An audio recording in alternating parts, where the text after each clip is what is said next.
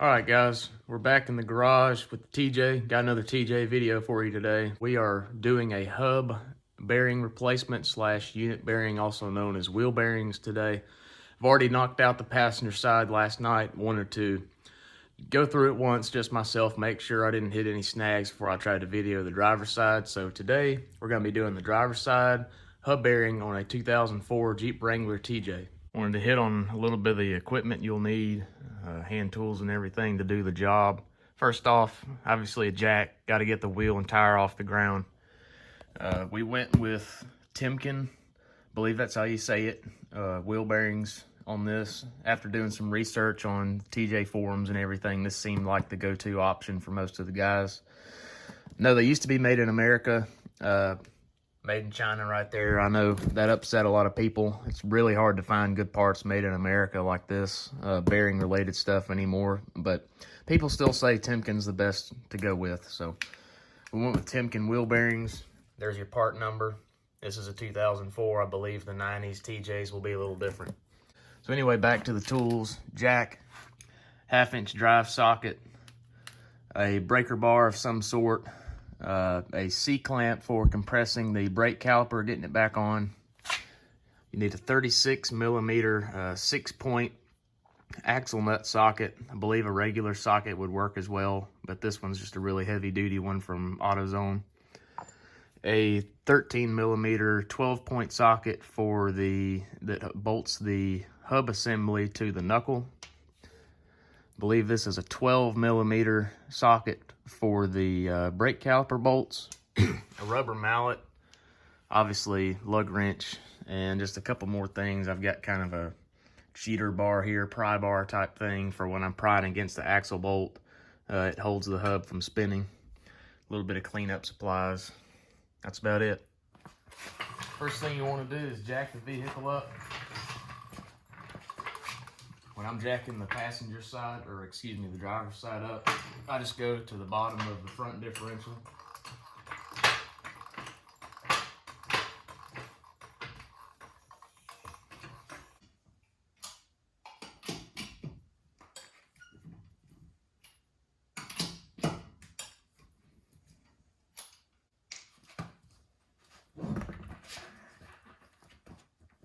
Now that we've got the tire out of the way, we have access to next remove our brake caliper. The brake caliper is going to be two 12 millimeter sockets, one on top, one on bottom. And it should slide right off the rotor, and we'll get the rotor off next.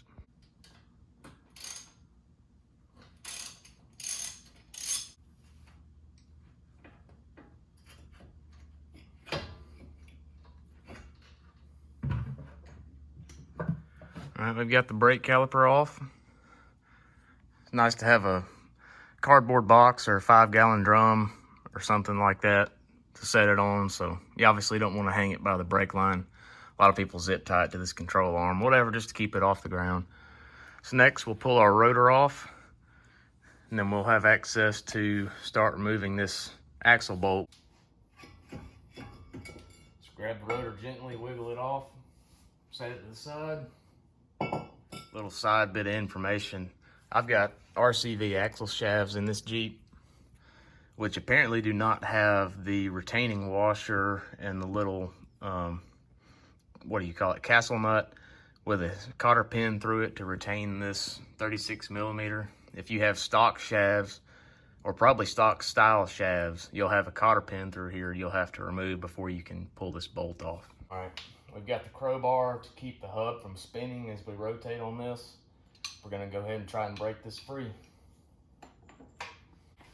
Little side tip, if you don't have a cheater bar, use the end of your jack, the handle.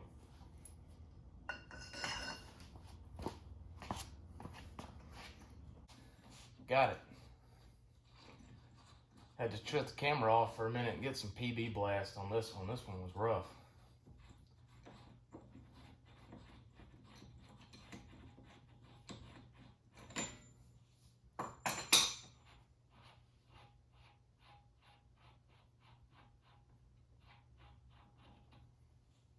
So now we have our axle bolt off. Next step is going to be to take these three 13mm 12-point bolts out from behind the hub that hold the hub to the knuckle. You may need a cheater bar on these too. These are 75 foot-pounds.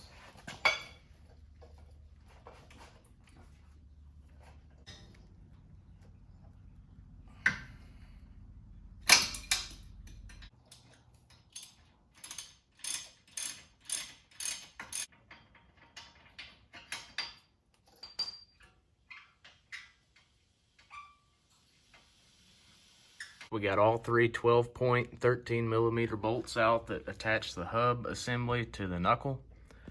Now, if getting the hub off this knuckle is anything like the axle bolt was, it may be a little tricky. It's not coming off just by wiggling it. A lot of times you'll have to get a little rubber mallet or even a sledgehammer and give it a little love tap.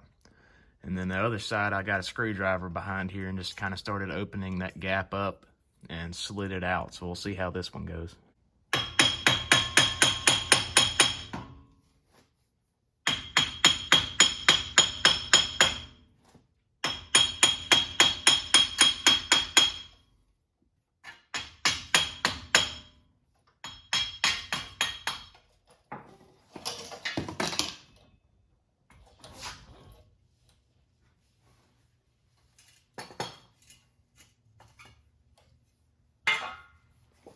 So here's the old hub. We just pulled it off the end of the axle shaft. Wasn't too bad at all. And I don't know if you can tell by the camera, it appears that we have a bent stud, or somewhat bent. Looks like it's going out just a little bit. And I've had a little trouble getting a couple of these lug nuts on recently, so maybe we're fixing a problem that we didn't even know replacing a hub bearing would fix.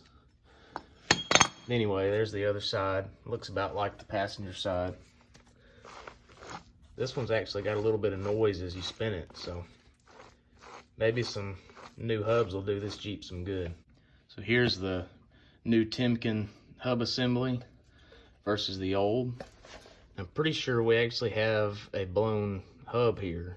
It wasn't enough where the wheel was bowed out or anything, but just give this a listen.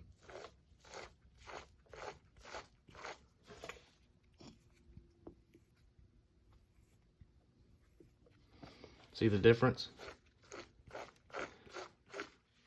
A little bit of grinding you hear usually means they're worn out. Next thing you want to do before reinstalling your new hub assembly is clean out this bearing seat before you drive this in there. Just don't want to start off with any crud in here that could cause premature failure. I'm just using a little bit of simple green here. Doesn't have to be fancy. All right, so we've got it all cleaned out. Ready to put the new hub on. Very important you don't forget this little brake dust shield. It actually goes between the knuckle and the hub. Slide that on your new hub. Line the holes up.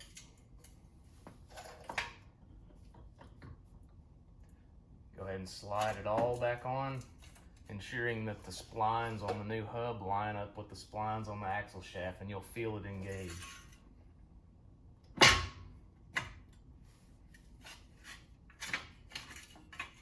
And this brake dust shield rotates a certain way. This groove is up by the tie rod, and really the shield part faces forward.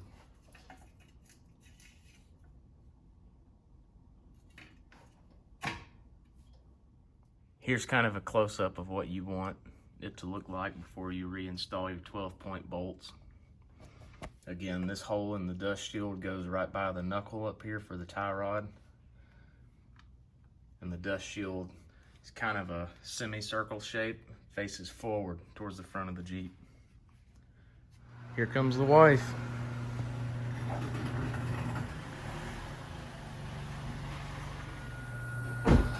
You're on video.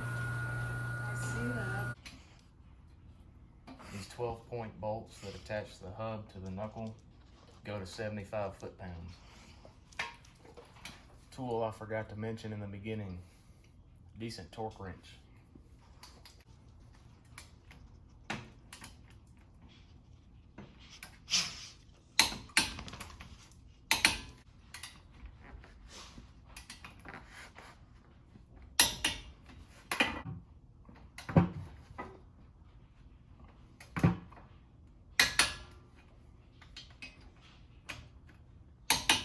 Another small side note, if you happen to have these RCV shafts with the big orange grease boot on here, it's very tight getting these 12-point bolts back in. It's doable, just make sure you don't tear this boot or damage it while you're driving these in with a socket. So now the hub bearing is installed, just got to reinstall our axle bolt.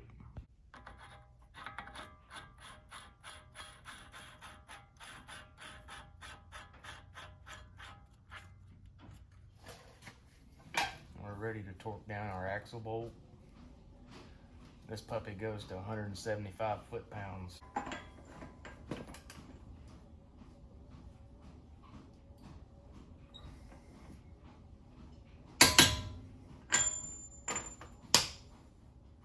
So now that the unit bearing is in, all we've got left, reinstall our rotor, reinstall the caliper, and then put the wheel back on.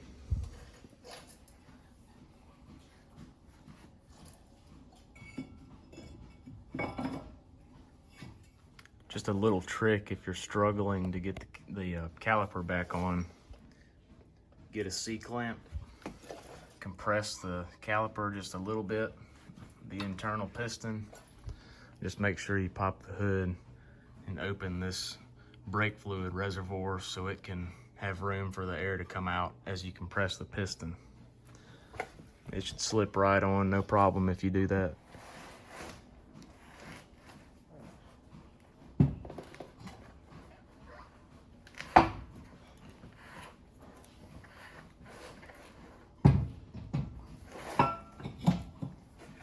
So that pretty much wraps up the unit bearing install on a 2004 Jeep Wrangler TJ. I think, like I said earlier, the 99, 98, and 97, I believe, have a different bearing, so do not use the part number we talked about in the beginning of the video.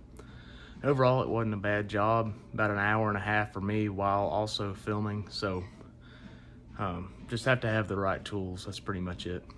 If you liked the video, found it informative, useful, or entertaining, please give it a like and consider subscribing to the channel. Got a lot more TJ content coming for you, so thanks for watching. This is Everyday Off-Road.